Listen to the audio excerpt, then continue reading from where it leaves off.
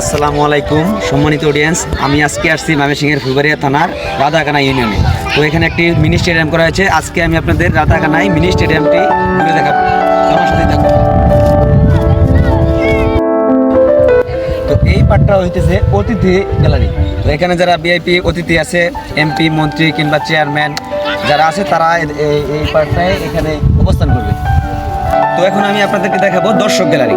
দেখুন দর্শক গ্যালারি দিকে।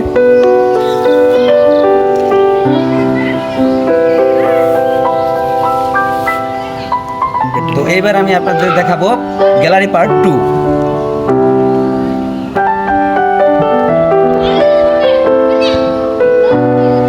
তো এইবার আমি আপনাদের সম্পূর্ণ মাঠটাই দেখাবো।